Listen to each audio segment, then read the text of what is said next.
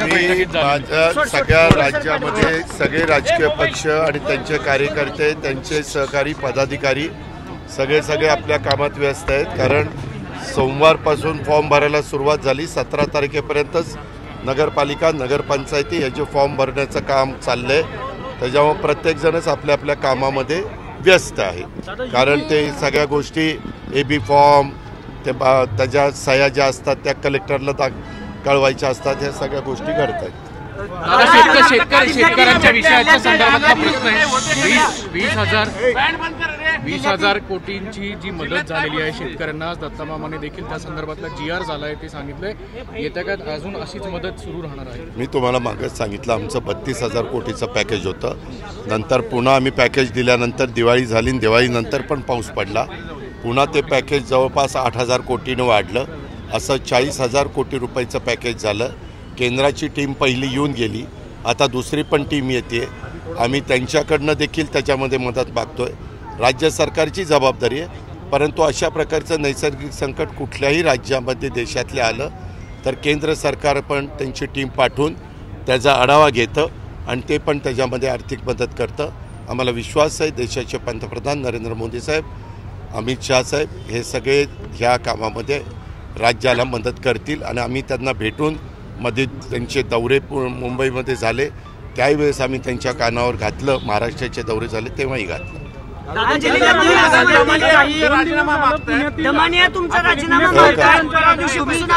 पदावर असाल तर निपक्षपाती चौकशी होणार नाही, तुम्ही राजीनामा द्यावा. माझ्या सद्विवेक बुद्धीला स्मरून मला जे योग्य वाटेल ते मी करीन.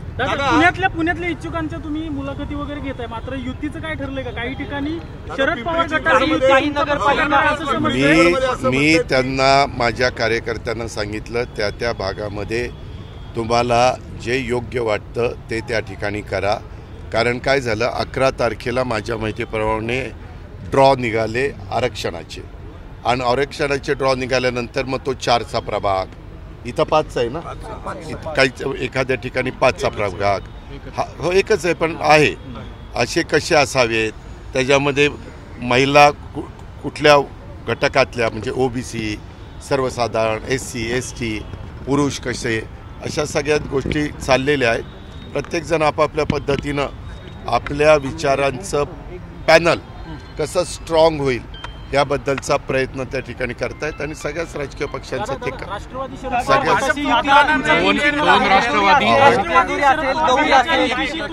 त्या संदर्भामध्ये मी त्यांना सांगितलेलं आहे. आज मला सुभाष जगताप पण भेटले, आज मला सुनील टिंगरे पण भेटले, मला चेतन तुपेजी भेटले, दत्ता धनकवडेजी भेटले, सगळे अनेक मान्यवर माजी नगरसेवक पण भेटले आणि हे आमचे सहकारी पण भेटले.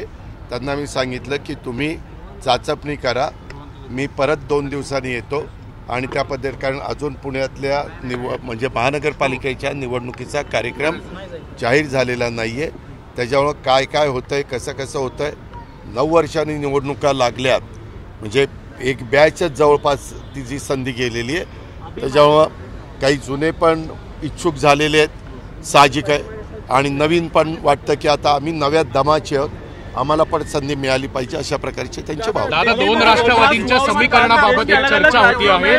2 राष्ट्रवादींच्या समीकरणाबाबत काही आहे का? अरे बाबा मी तेच सांगतोय ना. आता तुम्ही प्रत्येक वेळेस आज आम्ही महायुतीमध्ये आहोत, महायुतीच्या संदर्भात आमचं काम चाललेलं आहे. परंतु आता साधारण नगरपालिका नगरपंचायतीच्या निवडणुकीमध्ये कुठल्या शहरामध्ये काय घडतंय हे साधारण अंदाज त्या ठिकाणी येईल. तो अंदाज आल्यानंतर पुढच्या गोष्टी त्या ठिकाणी ठरतील. साहेबांशी काही बोलणं झाले का या संदर्भात? स्थानिक स्वराज्य एकत्र लढायचे, कारण ज्या पद्धतीने हालचाली होत आहेत पिंपरी चिंचवडमध्ये तुमचेच पदाधिकारी सांगतात की दादा आणि साहेबांचं बोलणं सुरू आहे. जेव्हा का वेगवेगळे कार्यकर्ते वेगवेगळी भूमिका मांडतात. आता त्यांना जे त्यांच्या मनात येतं ते बोलून दाखवतात. त्याला तुमच्या मनात काय? आमच्या मनामध्ये पहिल्यांदा मी माझ्या पिंपरी चिंचवड पुणे सगळ्या भागातल्या माझ्या सहकाऱ्यांना सांगितलं तुम्ही चाचपणी करा. चाचपणी करून समोर कसं काय घडतंय त्या पद्धतीनं आपण आपले निर्णय घेऊ. शहरातले पदाधिकारी घेऊन बसला नाही report दिला तर तुम्ही तुम्ही एकत्र लढाल का? शहरातले पदाधिकारी त्यांच्याशी अजून बोलणार दोनदा आलात तुम्ही सोमवारी मागच्या आठवड्यात दादा आता पण आलात. रिपोर्ट आला तर तुम्ही एकत्र लढाल का? शहरातले पदाधिकाऱ्यांसोबत तुम्ही चर्चा नाही केली. ग्रामीण भागातले नगर असं कोणी परिषद सांगितलं? मी आता तुला नावच सांगितली शहरातले- की अहो शहरातल्या त्यांनी तुम्हाला पॉझिटिव्ह रिपोर्ट दिला माझी तर तुम्ही तुला एकत्र लढाल सूचना का? करतो की आता सध्या सगळ्या आपल्या नगरपालिका नगरपंचायती आहेत, त्याच्यावर त्याची तर आता फॉर्म भरायला सुरुवात झाली, त्याच्यावर त्याला मला टॉप प्रायोरिटी द्यावी लागली.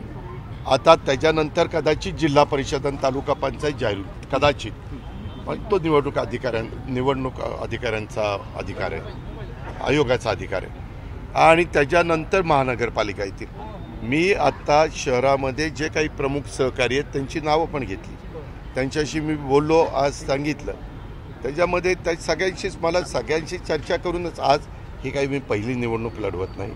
अशा कितीतरी निवडणुका आम्ही लोकांनी लढवलेल्या आहेत, त्याच्यावर हे आम्हाला नवीन नाही.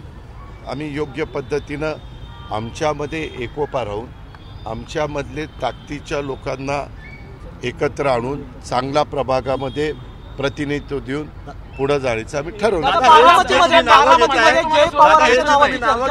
मी सांगितलं बारामती नाही, तो नाही उभा राहिला. दादा जे तुम्ही नावं घेतायत हे माध्यमांच्या समोर येऊन त्यांची प्रतिक्रिया देत आहेत की दोघं एकत्र लढले तर फायदा होईल, त्यांचं हे मत आहे. कुणाचं? या तुमच्या जे नावं घेतायत ठीक आहे, मी तुम्ही तुम्हाला काय सांगितलं त्याच्या संदर्भामध्ये आम्ही सहकाऱ्यांशी चर्चा करू आणि काय तो योग्य निर्णय घेऊ. पहिल्यांदा ज्या संघटनेमध्ये आम्ही काम करतो त्या सगळ्या माझ्या पदाधिकाऱ्यांचा, कार्यकर्त्यांचा, सहकाऱ्यांचा काय म्हणणं आहे ते त्या पद्धतीनं आम्ही पुढे जाऊ. प्रशांत जगताप म्हणाले मला काही मी त्याच्याबद्दल काही बोलू शकत नाही. दिल्ली में जो धमाके हुए हैं उसके बाद देश के अलग अलग राज्यों में कारवाई करते पुणे में भी काल आम्ही मुंबईमध्ये होतो, कॅबिनेट पण परवा झाली, मुख्यमंत्र्यांनी नाही कालच झाली, चुकून मी परवा म्हणलं. मुख्यमंत्र्यांनी चर्चा करत असताना त्यांनी स्वतः सगळ्यांना हाय अलर्ट करायला सांगितलेलं आहे, पोलीस डिपार्टमेंटला बारकाईनं लक्ष ठेवा म्हणून सांगितलेलं आहे. आम्ही CP वगैरे सगळ्यांशी बोललेलो आहे, कारण शेवटी अशा प्रकारच्या घटना देशातल्या कुठल्याही भागामध्ये झाल्या की प्रत्येक शहरातली मोठी शहरं विशेषतः त्यामध्ये कुठं तपास करणं, चेक नाके उभे करणं, संशय जर कुठं CCTV कॅमेऱ्यामध्ये असं वाटलं इतर जरा संशय येतो त्याबद्दलची माहिती घेणं, या सगळ्या गोष्टी पोलीस खात्याच्या चालू आहेत.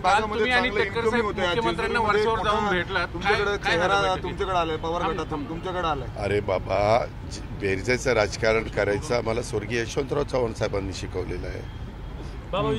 काय म्हणले? काल मुख्यमंत्र्यांना तुम्ही जाऊन भेटले, तुम्ही तटकरे, काही इलेक्शन संदर्भात चर्चा झाली की काय नाही? इलेक्शनच्या संदर्भामध्ये हे जे काही चाललेले आहे त्याबद्दल की बाबा साधारण काय लाईन ठेवायची, काही ठिकाणी तिथले वेगवेगळ्या गोष्टी कानावर आल्या जिल्ह्यातल्या, तर त्याच्याबद्दल राज्याच्या प्रमुखांशी भाजपचे निर्णय स्वतः मुख्यमंत्री रवींद्र चव्हाण साहेब आणि चंद्रशेखर बावनकुळे हे तिघं घेत आहेत.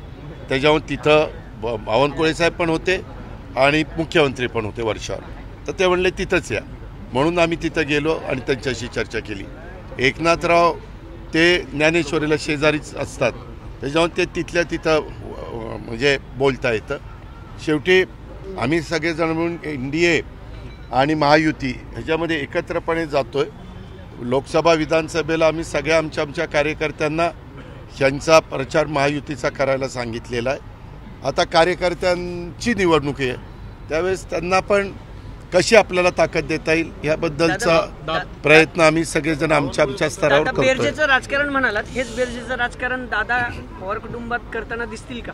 ऍड मायनस ऍडिशनल असं काय? त्या संदर्भामध्ये तुला एक माहिती का रे बाबा, मी नेहमी राज्यात सांगतो, राजकारणात कुणीच कुणाचा कायमचा शत्रू नसतो, राजकारणात कुणी कुणाचा कायमचा मित्र नसतो असं म्हणतात.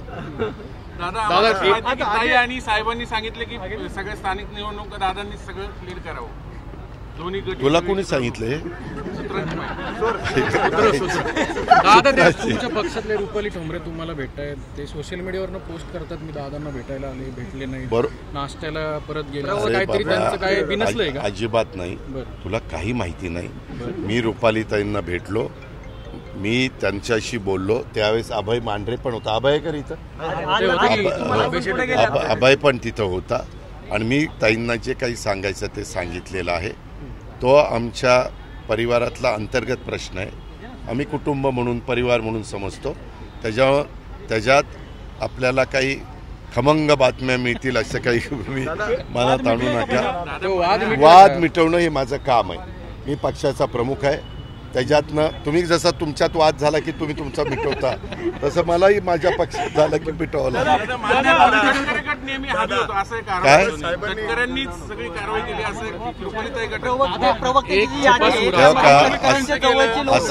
असं कुणी कुणाचा आम्ही सगळे मिळून निर्णय घेत असतो. दादा, बिहार के एग्जिट पोल में एनडीए को बड़ी जीत मिल रही है, दिखा रहे हैं. अरे एग्जिट पोल है ना वो, 14 तारीख तक रुको इतनी जल्दबाजी क्या है? आशीर्वाद दिला तर तुम्ही पुढाकार घ्याल का कशामध्ये बाबा? एकत्र येण्यासाठी दादा, दुसरं काय? अरे बाबा, तुला काही सकाळपासून कुणी मिळालं नाही. कार्यकर्त्यांमध्ये हे संभ्रम आहे दादा, एकत्र लढतील. आम्ही आमच्या पक्षाचं बघू ना, तू नको काळजी कर. मुलाखती हो, उद्या बारामती आणि दोन्हीच्या बद्दल प्रश्न आहे. नागरिकांचा जो सिव्हिक सेन्स, आता आपण खूप व्हिडिओ बघतोय की पुणेकरांचा सिव्हिक सेन्स गणतोय प्रत्येक ठिकाणी, म्हणजे फुटपाथवरती गाडी चालवणं असेल किंवा रात्री रस्त्यावरती कचरा टाकणं असेल, तर नागरिकांना तुम्ही पुणेकरांना आज जी घटना तुम्ही ह्या चौकात बघताय, मी आता भाषण पण काय केलं, मी कुठेही पॉलिटिकल भाषण केलं नाही. आपल्या सगळ्यांनी मिळून पुणेला कसं चांगल्या पद्धतीनं पर्यावरणचा सगळा विचार करून, स्वच्छतेचा विचार करून ह्या पुण्याला पुढे देता येईल, हा प्रयत्न सगळ्यांनी मिळून करायचा.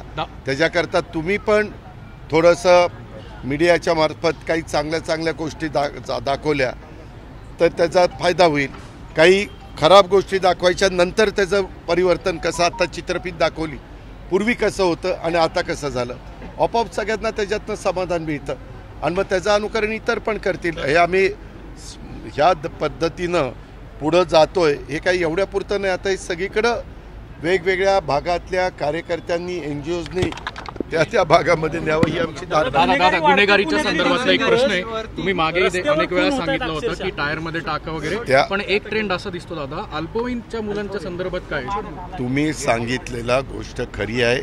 14 वर्षाची, 15 वर्षाची मुलं, त्याच्याकरता आम्ही केंद्र सरकारच्या पण लक्षात आणून देतोय. ते 18चं आहे, ते जरा काढून 14पर्यंत आणलं तर याचा उपयोग होईल. कारण काय झालं आहे, हे जे काही चुकीची प्रवृत्ती, विकृती म्हणा, ही लोक त्यांचा हेतू साधण्याच्या करता मायनॉरिटीमधल्या मुलांना, म्हणजे कमी वयाच्या मुलांना त्याच्यामध्ये सामावून घेत आहेत आणि त्यांना ते करण्याला भाग पाडतायत.